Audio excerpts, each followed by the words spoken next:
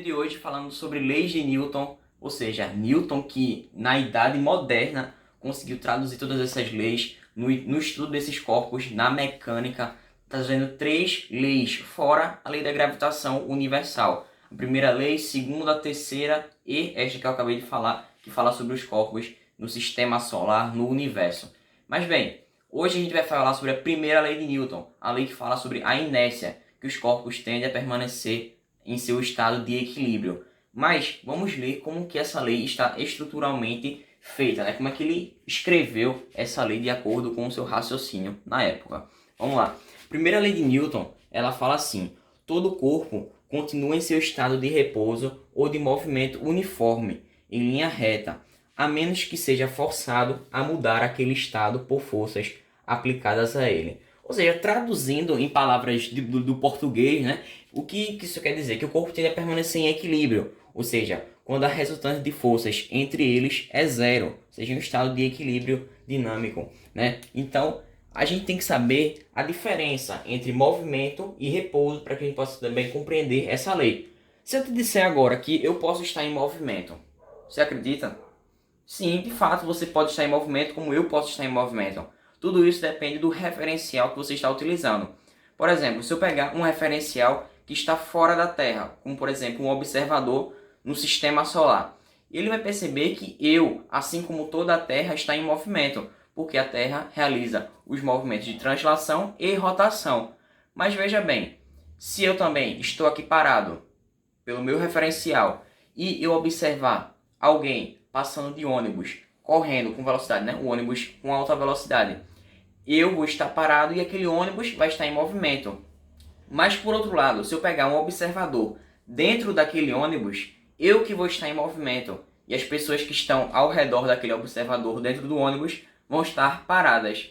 Bem, então perceba como o referencial é importante para a gente saber qual que a gente vai adotar, se está em movimento ou se está em repouso. E a melhor resposta é dizer que depende do referencial. Bom, mas indo um pouco falar sobre inércia, inércia na verdade é a característica natural dos corpos permanecerem em repouso, ou seja, a tendência a permanecer em equilíbrio. E vale dizer que quanto maior a massa de um corpo, maior será a sua inércia. Por exemplo, se a gente pegar um martelo bem pesado de 25 quilos e pegar uma palha de algumas gramas, quem vai ter maior inércia vai ser um martelo bem pesado de ferro, logicamente. Mas bem, tem outro detalhezinho que é muito interessante. A gente pode pegar diversos exemplos no nosso dia a dia de como a inércia pode estar presente. Por exemplo, quando você está num carro e está de frente a você um semáforo, e esse semáforo começa a ficar em vermelho. Bem, você vai naturalmente tender a frear o carro. E quando você freia, a sua tendência é ir para frente. Por isso é tão importante utilizar cintos de segurança, pois nessas freadas bruscas você tende a ser jogado para frente, por tender a permanecer em inércia, ou seja, manter aquele seu movimento, aquele seu equilíbrio. Outra situação, quando você aperta no acelerador de um carro, sua tendência é ir para trás, porque você vai tender a permanecer em repouso, em equilíbrio, já que está sendo feita depois, nessa situação, uma força para frente, que é proporcionado por esse acelerador. E bem, perceba que nessas situações, a sua tendência é perceber a expressão da inércia, ou seja, manter esse equilíbrio constante. Outra coisa que é bastante interessante é a sonda espacial Voyager 2, ou seja, essa sonda espacial, ela inicialmente não estava em inércia, lógico, né? Porque ela tem os propulsores, toda aquela estrutura para que ela possa vencer a velocidade de escape e atingir justamente os seus objetivos no espaço. Mas quando o combustível acabar e também quando ela estiver livre de interações gravitacionais significativas, ela vai estar em inércia. Ela vai seguir o seu movimento constante, retilíneo, uniforme. Ou seja, a tendência dos corpos, guarde isso, é permanecer em equilíbrio. Mas a gente vai ver agora alguns exercícios em que essa teoria pode ser aplicada, inclusive na Olimpíada Brasileira de Física. Então vamos nessa. O exemplo de número 1, que vai tratar um pouco de movimento circular e como a gente pode aplicar a primeira lei de Newton, a lei da inércia, para nessas situações em que vai acontecer algo inusitado e que vai modificar totalmente esse sistema. Então vamos nessa. Bem, a questão se trata de uma pedrinha que está anexada, ela está conectada a um fio que liga esta mesma pedra ao centro de uma trajetória. E que, a partir disso, essa pedra vai fazer essas rotações aqui em velocidade constante, ou seja, vai fazer um movimento circular em uma velocidade constante, um movimento circular uniforme. Bem, mas de repente uma pessoa bem intencionada para fazer um experimento físico vai e corta esse fio. Cortando esse fio, o que vai acontecer com esta pedrinha? Qual vai ser a sua direção em que ela vai continuar em sua velocidade? Bom, temos que entender antes de tudo que a primeira lei de Newton fala sobre o equilíbrio, conservação da velocidade e também do repouso, desses momentos de equilíbrio em que as forças resultantes são nulas. Mas bem, quando eu corto esse fio, é notável dizer que essa bolinha ela vai sair dessa trajetória, ela não vai continuar fazendo essa circunferência, essa trajetória circular. Bem, ela vai sair pela tangente. O que significa sair pela tangente?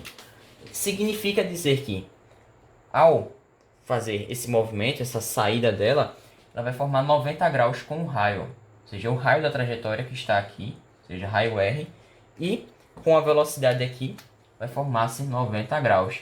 Ou seja, entre o raio e a velocidade vão se formar 90 graus.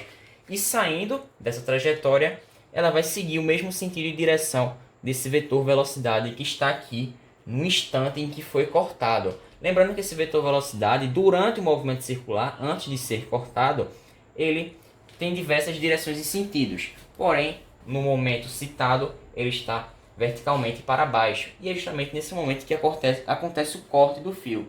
E cortando esse fio, ele vai sair pela tangente, seguindo o mesmo sentido desse vetor velocidade. Então, esse é o primeiro exemplo. Vamos para o segundo, que vai falar um pouco de uma coisa mais distinta. Então vamos nessa. Vamos no mais esperado, exemplo de número 2, que falaremos novamente sobre resultante de forças, primeira lei de Newton, ou seja, lei da inércia. Mas vejamos o que está acontecendo aqui. Esse helicóptero ele parte em MRU. O que é MRU? Movimento retilíneo uniforme. Se ele está nesse tipo de movimento, ele vai em velocidade constante. E bem, não somente isso, mas ele vem carregando um objeto. Um objeto que tem uma certa massa e que está atrelada a um fio. E esse fio está conectado a justamente este helicóptero. Mas bem, a gente sabe que é MRU. Beleza. E a questão que é justamente qual é quantos newtons tem a resistência do ar. Ou seja, é um tipo de força que é contrária ao movimento, tá? É a resistência do ar. Então, antes de tudo, como é uma questão dinâmica, a gente precisa definir todos os vetores e também colocá-los nos seus respectivos módulos, seus respectivos sentidos e direções. Então, beleza? A gente precisa saber isso antes de todo tipo de questão de dinâmica. Então, vamos lá. Se existe um fio, logicamente vai ter tração ao longo desse fio, né? Tração ao longo do fio, a gente pode representar com esse vetor aqui, tesão, beleza? Tá. Depois de tudo, a gente sabe que se esse objeto está num campo gravitacional e tem massa, logicamente ele vai ter peso, né? O peso está verticalmente para baixo, apontando para o centro do corpo massivo, que no caso seria a Terra, né? Nesse exemplo que a gente está falando aqui. E bem, a resistência do ar, logicamente, está no sentido contrário ao movimento, beleza? Se o movimento está indo para a direita, a resistência está para a esquerda. Aqui está a resistência do ar. Pronto. Desenhando esses vetores, a gente pode, além de tudo isso, interpretar que a soma vetorial deles, ou seja, tração em forma de vetor, mais resistência do ar em forma de vetor, mais peso como vetor, é igual a zero. Isso é uma soma vetorial, tá? Não é uma soma algébrica. É uma soma vetorial. Tudo tem que dar zero aqui. Bem, a gente sabe que tem diversos modos da gente fazer essa questão. Dentre eles, existe o método do polígono, em que a gente vai reestruturar todos esses vetores que estão aqui, entre aspas, desorganizados, na forma de um polígono, que nesse caso é um triângulo. E perceba que, ao fazer todo esse enlaçamento dos vetores, eles estão conectados perfeitamente. E quando isso acontece, a gente diz que o vetor resultante é zero, beleza? Ou seja, tudo daqui está se anulando, logo está em MRU, ou seja, uma forma da gente comprovar que isso de fato está acontecendo. Mas bem, a questão ela dá alguns dados para que a gente saiba justamente quanto que vale essa resistência do ar. Dentre eles, o cosseno de θ, né? O seno de θ e a massa daquele objeto que o helicóptero está carregando. E bem, o ângulo que a gente está se referindo é justamente esse θ aqui, que estava entre esse primeiro cabo, que está solto, e o cabo que conecta o helicóptero ao objeto em questão. E bem, antes de tudo, vamos colocar justamente quanto valem esses vetores em módulo, né? Bom, a gente sabe que peso é massa vezes a aceleração da gravidade. E como a gente está na superfície da Terra, ela equivale a 10, né? Ou seja, 10 vezes 200, que é justamente 2.000 newtons. E aqui está o nosso primeiro resultado. A gente vai substituir aqui no módulo de P, ó. Colocar somente 2.000 newtons. Beleza, temos a informação imprescindível, porque a gente tem um cateto adjacente e a gente precisa do cateto oposto. E lembra da trigonometria? Existe a tangente. Tangente é o quê? Que a gente representa assim com TG. Tangente de θ é o seno de θ dividido pelo cosseno de θ. Mas bem, a gente não tem a tangente, porém a questão deu seno e cosseno. Ou seja, se a gente for parar para pensar um pouquinho, a gente vai perceber que o seno, que equivale a 0,6, dividido pelo cosseno, que equivale a 0,8, acharemos um certo valor, né? E que esse valor vai ser quanto? 3/4, né? 3/4 vai ser a nossa tangente. E bem, aqui está praticamente tudo feito da questão. Só vou apagar essa parte do peso aqui para a gente poder justamente ter mais espaço, né? Já que a gente sabe a tangente, basta utilizar justamente essa informação trigonométrica. Ou seja, tangente 3/4 é igual ao cateto oposto, que é quanto? A resistência do ar, o cateto oposto, né?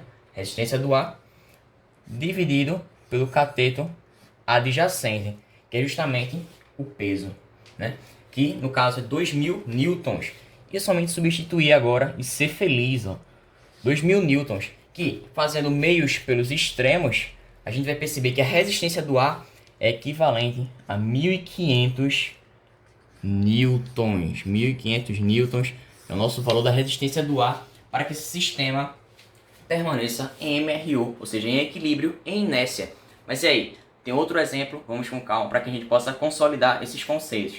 Nosso último exemplo, que falaremos também sobre estática, que nada mais nada menos é que é uma aplicação da primeira lei de Newton, ou seja, a lei da inércia, em que os corpos tendem a estar em equilíbrio, tanto em velocidade constante quanto em repouso. Nesse caso, vai se tratar de um plano inclinado, e que além da primeira lei de Newton, utilizaremos a terceira, mas não se assusta, que é uma maneira mais simples de explicar, porque a terceira lei de Newton, ela fala que toda ação gera uma reação de mesmo módulo, direção, porém de sentidos opostos. Beleza? Então a gente vai entender tudo isso, como a gente vai se aplicar esses vetores, nesses blocos, nessa mola que está aqui presente e também nesses fios, porque se existem fios, existe uma força tensora nelas. Então vamos com calma para que a gente possa entender como fazer essa questão. Mas antes de tudo, se a questão é de dinâmica, a gente precisa desenhar todos os vetores que estão presentes nela, como por exemplo, força-peso, força normal, força elástica. E bem, a gente vai fazer tudo isso antes de começar de fato a questão. Então vamos nessa? Bem, mas só descrevendo aqui, existe um plano inclinado em que esses dois corpos, o corpo B e o corpo A, eles estão conectados entre si a partir desse fio, né? E que esse fio está passando através dele uma roldana, né? Uma roldana que está fazendo essa sustentação desse fio, mas a gente não precisa se preocupar com a massa dele, já que ele tem massas desprezíveis e também é um fio ideal. E bem, no outro lado, no outro extremo desse plano inclinado, existe outro fio, e que esse fio 2, ele passa também por uma roldana que o conecta até essa mola, que está aqui presa em um tetozinho na parte superior desse desenho. E que nessa mola ela tem uma certa constante elástica, está sendo feita uma certa deformação nela, e que tudo isso é fornecido pela questão. Mas antes de tudo, eu gostaria de citar que essas massas, massa de A e massa de B, nesse caso elas são iguais. E bem, essa é uma condição que o problema nos dá. e que essa constante elástica da mola, que vale para o material específico dela, é de 2.000 newtons por metro. Além disso, a sua distensão é de 0,02 metros ou 2 centímetros, como você preferir. Bom, e a gente sabe que é um plano inclinado, e se tem um plano inclinado, a gente precisa utilizar seno e cosseno, como a gente viu nos vídeos anteriores. Mas bem, a questão é justamente qual é a massa dos blocos. Quanto vale cada uma dessas massas, já que eles têm as mesmas, ambas são iguais. E a questão é justamente esse pedido. E bem, como eu falei, a gente precisa desenhar todas as forças que estão atuantes aqui. E a gente pode escolher, ou começa pela mola, ou começa pelo bloco B, mas eu vou começar pelo bloco B, porque na minha visão é um pouco mais simples de explicar. Então vamos nessa. O bloco B, ele não está apoiado em nenhuma superfície. Se ele não está em nenhuma superfície apoiado, ele não tem normal, beleza. Mas se ele tem massa e está em um campo gravitacional, ele tem força-peso verticalmente para baixo, ou seja, peso de B está aqui. E bem, como o sistema está em equilíbrio, se o sistema está em equilíbrio, a gente precisa dizer que as forças resultantes são nulas, ou seja, são zero. E bem, isso não quer dizer que a força não é existente, mas sim que ela se anula, é diferente, tá? E bom, se existe um fio, existe uma força tensora. Então vai existir tração aqui, ó. Tração ao longo desse fio, beleza? Uma traçãozinha, deixa eu só desenhar melhor. E aqui está essa tração ao longo desse fio, né? Tração T1, beleza? Tração T1. Se a questão se trata de inércia, podemos perceber que a tração 1 é igual a peso de B, já que eles estão atuantes nesse corpo. E essa resultante precisa ser nula. Então, o módulo de T1 é igual a peso de B, certo? Isso aqui, de maneira simples, de maneira calma, sem muita pressa, vamos nessa. Pronto, fizemos a primeira resultante de forças para o corpo B. Mas a gente precisa observar também o corpo A e ver como que ele vai se comportar diante dessas forças. E bem, a gente sabe que ele está submetido também a um campo gravitacional. Logo, existe força-peso. E essa força-peso está apontando verticalmente para baixo, né?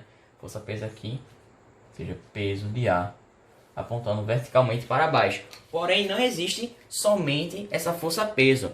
Existe também a força normal, já que ele está apoiado em uma superfície e essa superfície vai fazer uma força contrária a esse apoio que ele está fazendo. Então, normal está aqui, ó, sempre formando 90 graus com a superfície, beleza? Aqui está a força normal, N de normal. Pronto, perfeito, perfeito. Porém, contudo, todavia, essa força-peso ela vai se dividir em duas componentes, Px e Py. E como é que a gente pode descrevê-las? Bom, Px vai estar ao longo desse plano inclinado. Ó. Px vai estar aqui ao longo do plano inclinado. Bom, então a gente desenhou mais um vetor Px e a gente vai aprender também como calcular esse Px, né? Porque a gente precisa utilizar tanto seno quanto cosseno nessas projeções ortogonais do vetor peso de A. E bem, além do Px, existe o Py, que está justamente em sentido contrário à normal, beleza? Aqui está Py. Bom, perfeito, perfeito, perfeito. Fizemos tudo isso aqui, mas além desses pesos que existem aqui, essas projeções da força-peso, bom, existe também tração, porém a tração diferente, já que isso aqui é tração 2, é um fio distinto, né? E bem, antes de observar essa tração, para que a gente entenda de maneira mais clara, vamos observar essa mola. Porque essa mola, como eu falei, tem uma certa constante elástica, tem uma certa deformação. E como a gente sabe, a força elástica ela vai estar atuante nas extremidades dessa mola. Por exemplo, nessa parte aqui acima, vai estar aqui a força elástica, o vetor força elástica. E também nessa parte aqui um pouco mais abaixo, vai estar aqui força elástica, beleza? Coloquemos fel com o vetor acima dela. E fazendo essa aplicação da terceira lei de Newton, podemos perceber que essa força elástica ela vai correr ao longo desse fio, tornando-se igual em módulo a essa tração T2, né? Que vai estar existente nesse fio 2. Então percebamos que podemos também igualar em módulo esses dois vetores. O que é que eu vou fazer aqui? Ó? Força elástica é igual a tração 2. Mas bem, desenhemos esse vetor tração 2 aqui também presente nesse bloco, né? Então, ó, tração 2 está aqui também, ó. Deixa eu colocar aqui. T2. Beleza. Tração 2 também está aí presente. Perfeito, perfeito. Tração 2 está aqui, mas a gente tem como saber sim essa força elástica, já que a questão deu os dados necessários. Tu sabe que força elástica é justamente a relação entre a constante elástica vezes a deformação, né? E bem, a constante elástica está em Newton por metros, ou seja, 2000 Newton por metros. E a deformação também está em metros. Logo, eu não preciso converter nada. Já está tudo nas medidas que eu quero, que está justamente no Sistema Internacional de Unidades. Bom, eu posso colocar 0,02 na forma de fração, que vai facilitar muito meus cálculos, muito mesmo. Porque se eu fizer isso, ó, 2... Deixa eu trocar o piloto rapidinho, rapidinho. Beleza. 2 dividido por 100, posso justamente simplificar esses dois zeros com os dois zeros do 100, que vai me restar, ó, 40 newtons. Perfeito. Bom, a gente sabe o módulo dessa força elástica, que é 40 newtons. Ótimo, ótimo. Temos todas as informações agora para finalizar essa questão. Por quê? O bloco que a gente vai utilizar para igualar todos esses vetores vai ser justamente esse bloco A. E bem, como eu te falei, essas trações elas têm justamente par, ação e reação. E eu esqueci de uma coisa. Veja bem, esse fio 1 ele também vai fazer ação e reação. Por quê? Como eu falei aqui, existe a tração 1. E logo, essa tração 1 vai ao longo do fio e também vai atuar em A. E veja, que ela está aqui, ó, ao longo do fio. Como você pode perceber, que eu vou colocar agora o vetor. Vetor T1. O vetor T1 está aqui também, ó. Viu? Então todos esses vetores estão atuantes no corpo A. E perceba que é só agora fazer a igualdade entre eles. Por quê? Existe a normal vai estar fazendo alguma ação interessante aí no meu caso? Não, porque o movimento não é vertical. Então a normal não está participando. Ou seja, eu posso cortar aqui, ó. Normal não está participando em nada. PY também tá? Não está participando em nada. Perfeito. Não está participando. Também, da projeção da força peso que vai estar participando é justamente Px. Beleza? E também das trações que estarão participando será T2 e T1. Pronto. Aí acabou a nossa questão, que vai nos fazer justamente igualar todo esse sistema, que eu vou só dar uma apagada no quadro para que ele fique um pouco mais organizado, para que você entenda melhor. Então vamos nessa. Vamos agora observar aqueles vetores que estão no mesmo sentido, que estão em sentidos opostos. E bem, observando os vetores que estão atuando no corpo A, percebo que Px e T2 estão no mesmo sentido e direção. Se eles estão no mesmo sentido e direção, eu posso somá-los perfeitamente. Então, Px mais T2. Porém, T2, como a gente observou de outras vidas, ele é justamente igual à força elástica, em módulo, né? Logicamente. E ele equivale a 40 newtons. Ou seja, eu posso colocar Px mais 40. Px mais 40 vai ser igual justamente a o vetor que está atuando no sentido oposto, que é justamente T1, né? E essa resultante precisa ser nula. Por isso a gente está igualando todos esses vetores, tá? Porque eles se anulam, tá? E veja bem, T1, como a gente sabe, é igual a peso de B. Beleza? Então a gente pode colocar aqui, ó, peso de B, beleza? Perfeitamente, peso de B aqui está presente. Só que você sabe que Px é uma projeção justamente da força peso. E por ser uma projeção, a gente precisa interagir com seno e cosseno. Só que nesse caso, Px é justamente o peso vezes o seno daquele ângulo formado. Que a questão também nos dá esses dados. Seno de θ é igual a 0,6 e cosseno de θ igual a 0,8. E bem, agora só nos resta aplicar esta equação. Ou seja, mg vezes o seno de θ mais 40 é igual a mg. Por que igual a mg? Porque justamente essas massas são iguais. Se as massas são iguais, as forças pesos também são iguais, tá? De ambos os corpos. E bem, a gente sabe que esse seno é 0,6 e que a aceleração da gravidade é 10. Se eu multiplico 10 vezes 0,6, eu percebo que vão existir 6 aqui, né? Só andei com a vírgula. 6m mais 40 é igual a justamente 10m. Por que 10m? Porque a aceleração da gravidade em módulo a gente utiliza como sendo 10 metros por segundo ao quadrado. E bem, se eu passar esse 6m para o outro membro subtraindo, perceberemos que ficaremos como 40 igual a 4m. E agora é só ser feliz, passar esse 4 dividindo o 40. Logo, a massa desses corpos vai ser justamente 10 kg. E 10 kg são necessários para que o sistema fique em equilíbrio. E bem, esse foi o nosso último exemplo, mas com calma a gente vai fazer mais exercícios sobre isso. Eu sei que isso aqui foi um pouco mais complexo, mas os exercícios que caem no vestibular são esses, são mais difíceis, mais trabalhosos. Mas fique por aí que nosso próximo vídeo vai ser sobre segunda lei de Newton e como ela pode ser aplicada, o princípio da dinâmica, que querendo ou não a gente já aplicou aqui, porém de uma maneira menos formal, né? Só que eu não expliquei como esse princípio da dinâmica foi atuante aqui. Mas perceberemos no próximo vídeo que a gente vai falar sobre esse assunto. Então, fiquem com Deus, até uma próxima. Muito obrigado.